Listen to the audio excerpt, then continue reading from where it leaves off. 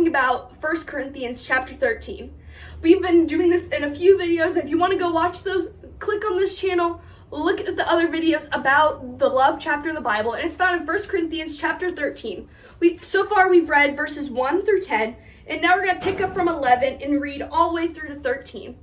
And so if you want to join me on this, you can pick up your Bible, or you can do that after. So let's go ahead and dive in. It says in verse 11, "When I was a child, I spoke like a child. I thought like a child. I reasoned like a child. When I became a man, I put aside childish things. For now we only see a reflection, as in a mirror, but then face to face. Now I know in part, but then I will know fully as I am fully known. Now these three remain: faith, hope, and love. But the greatest of these is love." So let's break that down. So we read 3 verses there, verse 11, 12, and 13. Let's start with verse 11. So it talks about how when we're kids, we know things and we do things like kids. And that's okay. That's what we're meant to do. We don't know everything. We grow up and we learn and we know more things about God, about the world. And so that's an important part of life. But when you grow up, you shouldn't act like a child, right? You wouldn't see your mom or dad playing with toys the same way you do by themselves. No, usually they're doing things that they need to do to take care of their kids. You wouldn't see, a mom or an adult who's a woman talking like a baby. That wouldn't be normal, right? Because they're thinking, they're talking, and they're acting like the people that they've grown to be, right? When we're children, we're supposed to do childish things. When we're adults, we're supposed to do things that honor God. We're supposed to do things that older people have to take care of. And so the important thing is to put aside childish things when you become an adult. And that sounds weird thinking about that as a kid, right? You don't want to think about having to put away all the toys that you have or not being able to play video games with your friends. But the important thing is you have different stages in your life.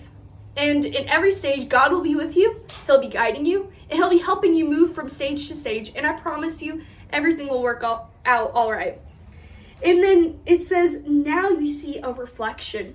So what does that mean? If we're seeing a reflection, we're not seeing things how we are going to someday. So what it's saying is that here on earth, we see only a glimpse of what God and His love can be. We see only a glimpse of how good heaven is going to be because there's so much sin in the world. But one day we will see everything face to face. We will see everything in heaven.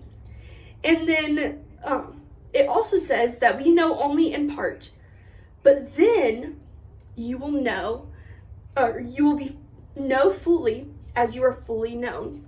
So we will know the things of heaven as God knows us now. So God knows every single detail about us. He loves us and knows us fully. And one day we'll understand and we'll come to know everything.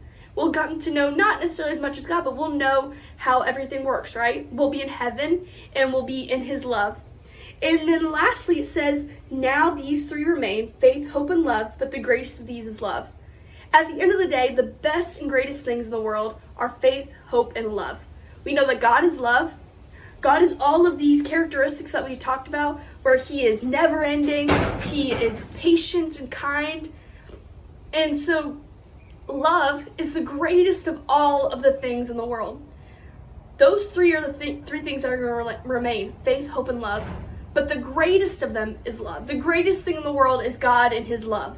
And so if there's anything that you can take away from all of these videos, is that the greatest thing in the world is God and His love.